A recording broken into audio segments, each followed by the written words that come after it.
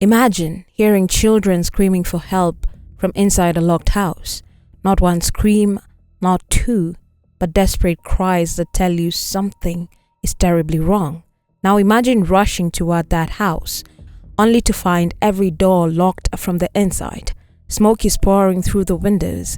The smell of chemicals fill the air. And inside, a mother, her little two boys, and the man who was supposed to protect them.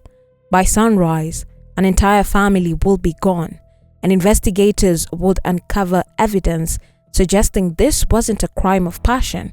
It may have been a carefully planned trap. This is a story of Phyllis Wambui Waweru. Twisted tales in every folder. Truth runs hot while the trail gets colder. Crime dopers, we don't look away. Hey crime dopers, welcome back. I'm Anja, and today we are talking about a case that shocked Kenya and left an entire community asking the same question: how does a family dispute escalate into the complete destruction of an entire household? This case takes us to Kiganjo Estate in Thika. At first glance, it appears to be another domestic violence incident, but the deeper you go, the more disturbing it becomes. Because according to investigators and witnesses, there were signs of planning. There were chemicals, locked doors, a fire, and two innocent children caught in the middle. As always, listener discretion is advised. This episode involves domestic violence, child victims, severe injuries, and death. Take care of yourself while listening. And remember, behind every headline is a real family, real pain, and people whose lives can never be replaced. Let's get into it.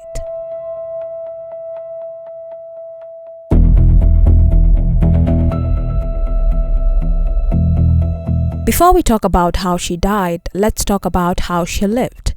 Because too often victims become reduced to crime scene details.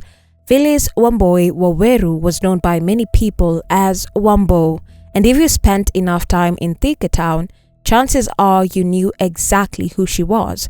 She was a hard-working entrepreneur, a food vendor, someone who woke up early and worked long hours to provide for her family. Friends and customers describe her as warm, friendly, determined, the kind of person who remembered your order before you said it, the kind of person who greeted people with a smile. But behind the scenes, life was becoming complicated. Phyllis and her husband, Martin Grison Kamau Kamoko, had reportedly separated months before the tragedy. The relationship had deteriorated, arguments had become frequent, tensions were growing, and according to reports, the couple had chosen to live apart. Now pause for a second, because this is important.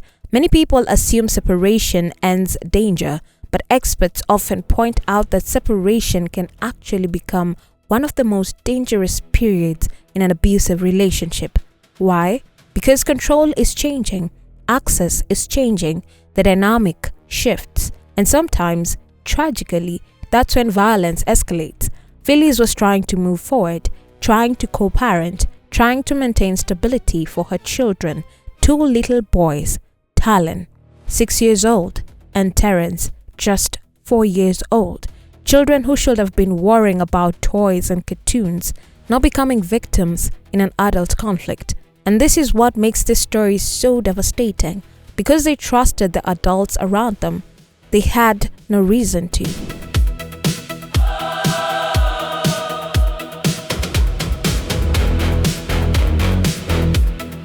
Sometimes the most dangerous traps don't look dangerous at all. They look familiar. They look routine. They look like something you've done 100 times before.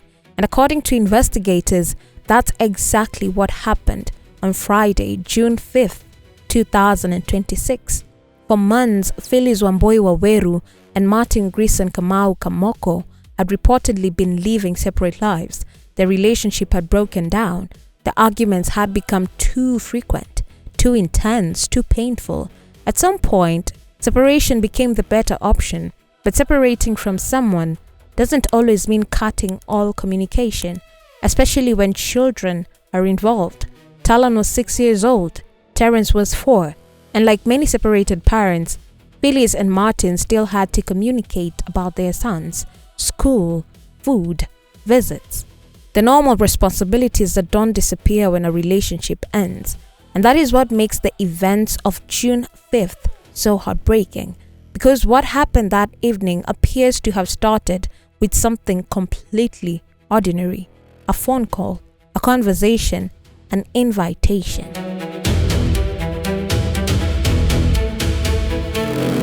According to reports, Martin contacted Phyllis and asked her to come over and prepare dinner for the children.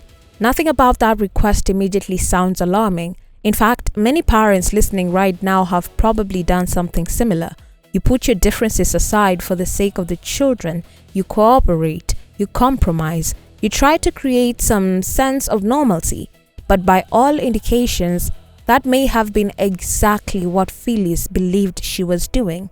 Trying to be a mother, trying to put her children first, trying to make co-parenting work. Now, pause there for a second, because hindsight has a cruel way of making things look obvious.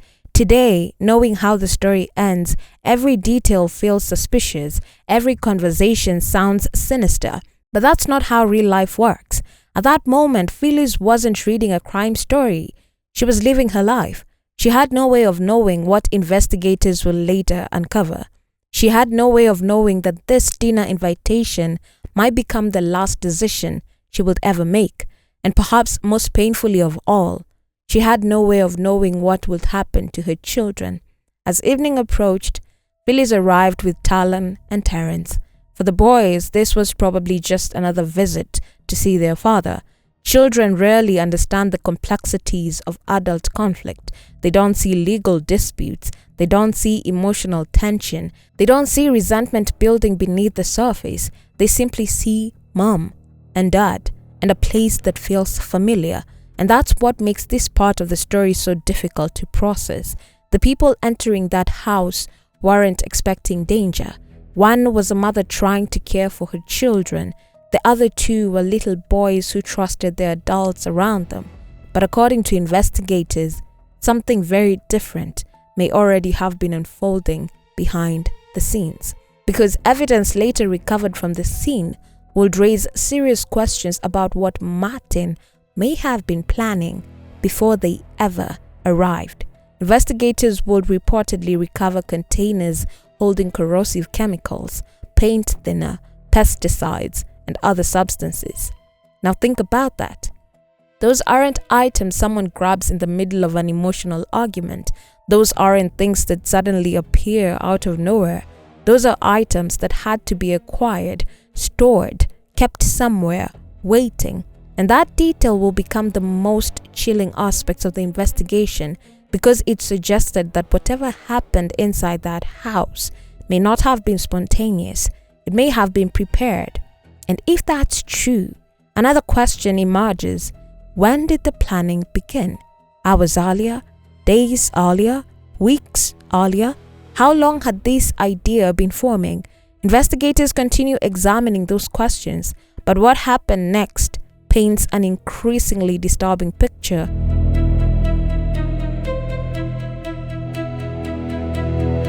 According to reports, once Phyllis and the children were inside the house, the exits were secured.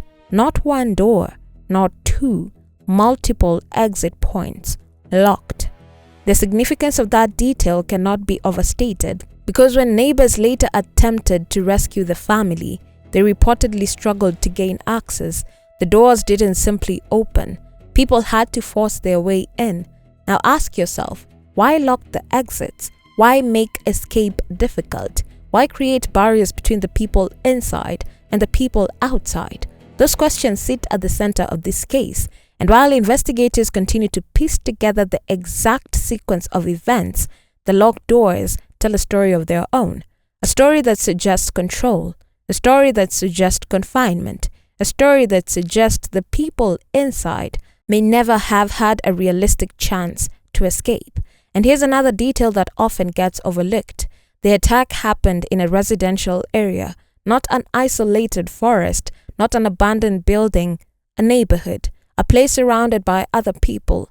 families, children, neighbors, people going on about their evening routines, which means whatever happened inside that house unfolded just meters away from individuals who had absolutely no idea what was coming.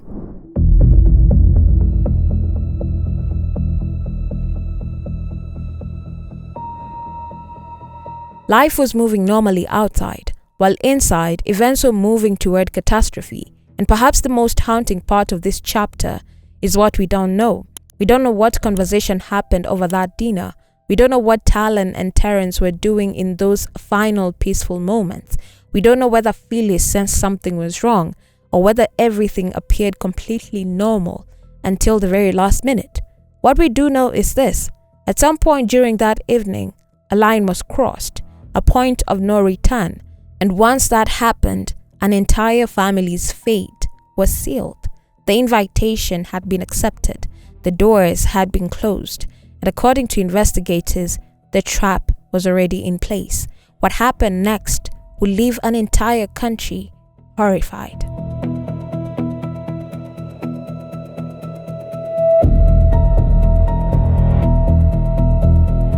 There's a moment in so many true crime cases when everything changes, a moment when the ordinary becomes unimaginable. For this family, investigators believe that moment came sometime during the evening of June 5th, 2026. What happened inside that house in Kiganjo Estate may never be known with complete certainty. Only 4 people were present, and none survived. But investigators, forensic teams, witness statements, and the physical evidence left behind have helped piece together a horrifying picture of what likely occurred. And a fair warning, crime dopers, this chapter is difficult because at the center of this story are 2 very young children.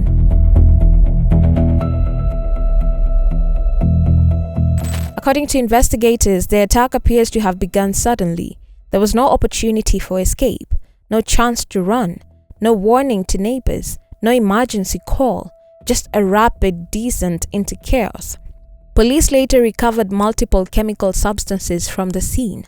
Not just one, multiple. Containers believed to have held corrosive acid, paint thinner, pesticides, and other unidentified chemical compounds. Now think about that for a moment, because every one of those substances serves a different purpose.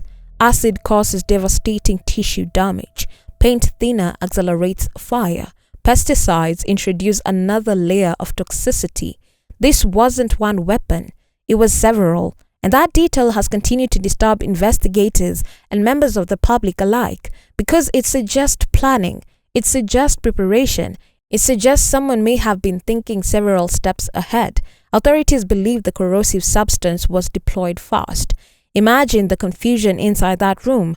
1 second everything appears normal, the next second there is pain, panic, screaming, disorientation, and then survival instincts take over. You try to escape. You look for a door, you look for a window, you look for help, but according to investigators, the exits had already been secured. And that changes everything, because suddenly this isn't just an attack, it's confinement, it's entrapment.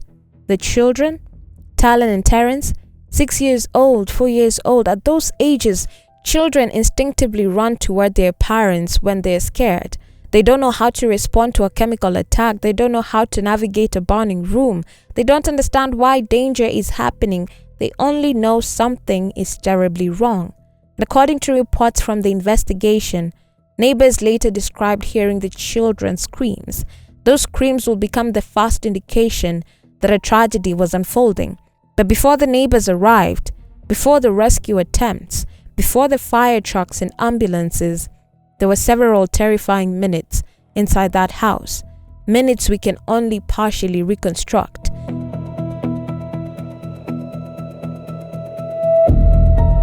Investigators believe that after the chemicals were deployed, another stage of the attack began, the fire. And this is where the evidence becomes particularly disturbing. Authorities recovered paint thinner from the scene. For anyone unfamiliar with paint thinner, it is highly flammable. A small spark can turn an ordinary room into an inferno. According to investigators, The thinner appears to have been used as an accelerant, meaning the fire wasn't accidental. It wasn't the result of a cooking mishap. This wasn't a candle tipping over. It was allegedly introduced intentionally. And once the flame started, the situation became exponentially worse, because now the victims weren't just dealing with chemical exposure, they were dealing with smoke, heat, fire, and rapidly decreasing oxygen levels. You have to remember something about house fires. Many victims don't die from flames, they die from smoke, toxic gases, lack of oxygen. Within minutes, a room can become nearly impossible to survive. Visibility disappears, breathing becomes difficult, decision-making becomes impaired, and panic spreads quickly. Now combine that with corrosive chemicals, and suddenly the chances of survival become frighteningly small. Meanwhile, outside the house, neighbors were beginning to notice something unusual. Some reported smelling smoke. Others heard screams, and not ordinary screams, the kind of screams that immediately signal danger, the kind that make your heart sink, even before you know what's happening. One neighbor reportedly rushed toward the house after hearing children crying for help. Others quickly followed, and what they found immediately alarmed them. And that's when they discovered another obstacle. The doors wouldn't open. Imagine standing outside a house, knowing there are children trapped inside, hearing cries for help, seeing smoke, and then realizing you can't get in. Those moments must have felt like an eternity. Witnesses later described desperately trying to gain access, not because they were trained rescuers, not because they were firefighters, but because human beings tend to act when they know children are in danger. They grabbed whatever tools they could find, axes, heavy objects, anything that might break through the barriers. Every second mattered. Every moment lost meant more smoke, more fire, more suffering. And while the neighbors fought to get inside, conditions within the house were rapidly deteriorating. The oxygen level was dropping, the smoke was thickening, the chemicals were taking their toll, and eventually, rescuers managed to force their way inside.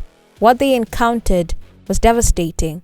All 4 family members were found unconscious, collapsed, overcome by the violence that had unfolded inside those walls. At that point, the focus shifted from rescue to survival. Emergency responders rushed the victims toward medical treatment, but the injuries, again, were catastrophic. Investigators will later note evidence suggesting that the eldest child, Talon, had suffered physical trauma in addition to the chemical exposure, a detail that raises even more questions about what happened during the attack. Was there a struggle? Did someone attempt to resist? Did the children try to run? Those answers may never be known, and that's one of the hardest parts of this case. So many questions, so few survivors. What remains are fragments, physical evidence, witness accounts, forensic reports, and a heartbreaking timeline. By the time emergency teams became involved, the damage had already been done. The attack had unfolded, the fire had burned, the chemicals had spread, and an entire family's future had been altered forever.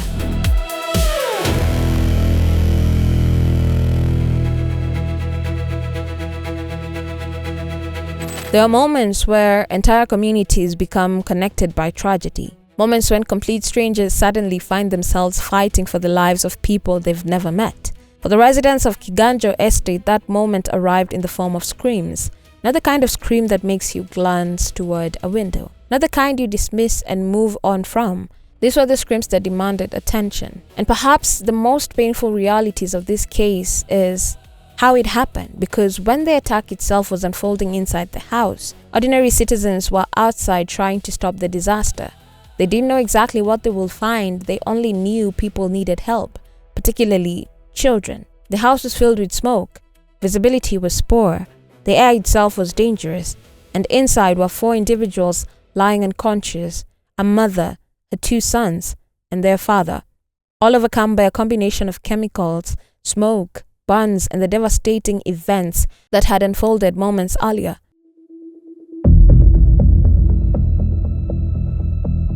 Those first rescuers weren't trained emergency personnel, they were ordinary people, yet in that moment they became lifelines.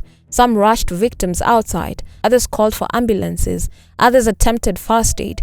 Everyone was trying to do something, anything. Because when faced with that level of suffering, standing still feels impossible. Emergency services arrived. The victims were rushed toward medical facilities. And for a brief moment, there was still hope because not everyone had died at the scene. Some are still alive, critically injured, but alive. And that distinction mattered. Families held on to hope. Friends held on to hope. The community held on to hope. Maybe they could be saved.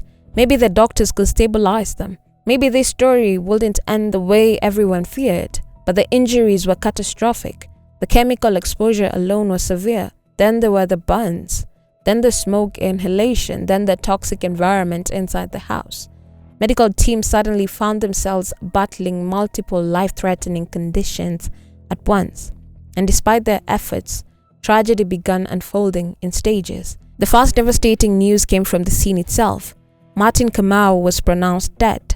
For investigators, his death will create another complication. One of the central figures in this case could no longer answer questions, could no longer explain what happened, could no longer provide his version of events. The mystery would now have to be reconstructed through evidence alone. Then came another heartbreaking development. Talon, only 6 years old, the little boy whose entire life should have been ahead of him, did not survive. Take a moment to think about that. 6 years old enough to laugh, old enough to dream, old enough to imagine what he wanted to be when he grew up, yet too young to understand why adults sometimes make destructive choices. His death sent shockwaves through the community. Meanwhile, doctors continued fighting for the lives of the remaining survivors, Phyllis Wambui and little Terrence. For hours, hope remained alive. Medical personnel worked tirelessly. Families prayed. Friends waited for updates. Phone rang constantly. People searched for information. Everyone was hoping for a miracle.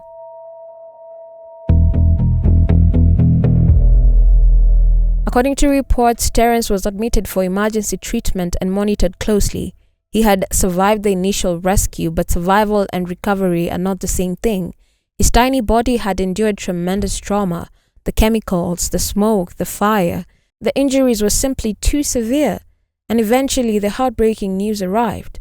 Terrence passed away. 4 years old. The youngest victim in the case. A child whose life had barely begun. Yet one person was still fighting. Phyllis, none too many as Wambo, the woman who had spent years building her business, supporting her children, creating a future. Against overwhelming odds, she initially survived. Doctors worked urgently to stabilize her condition. Plans were made to transfer her for specialized treatment, and once again hope emerged. Small, fragile, but hope nonetheless. Perhaps she will survive. Perhaps she could tell investigators what happened. Perhaps she could recover, but the damage was extensive. The injuries affected multiple systems in her body, and despite every effort by medical personnel, she too succumbed to her injuries. When news of her death spread through Thika, the reaction was immediate: disbelief, shock, grief.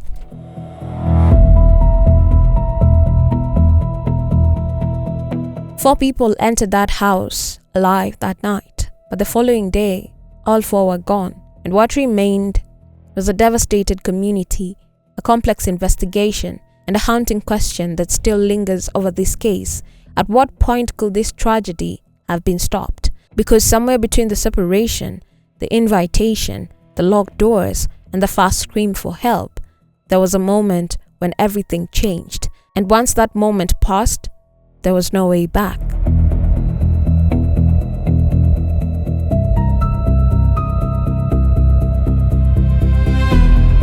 As investigators examined the scene, several details stood out: the collection of chemicals, the locked exits, the fire, the timing, the alleged deception used to bring Phyllis to the house. Each detail painted a picture that investigators continued to examine carefully. For many observers, this wasn't simply a domestic dispute that escalated.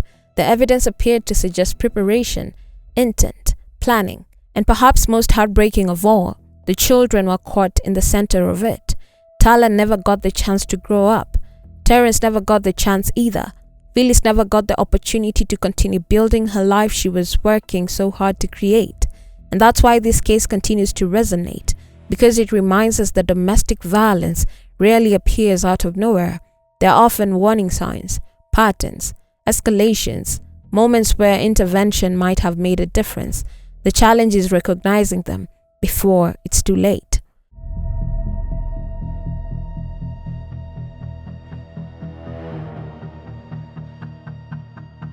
Crime Dopers, before we end today's episode, I want to leave you with this. If someone is threatening you, controlling you, obsessing over you, or refusing to accept the end of a relationship, take it seriously. Trust your instincts, document everything, tell people, create a safety plan, and seek help. Because safety is always more important than appearances, more important than keeping the peace, more important than avoiding difficult conversations. Today's life rule is simple. Never ignore escalating behavior simply because it comes from someone you once loved. Love should never require fear. If you have any information relevant to this case, please contact the appropriate law enforcement authorities. And if you or someone you know is experiencing domestic violence, reach out to local support services immediately. Justice begins when silence ends. Thank you for listening. I'm Wanja, and this has been Crime Dopers. Stay aware, stay safe, stay alert, and I will see you in the next case. Crime Dopers. We don't look away.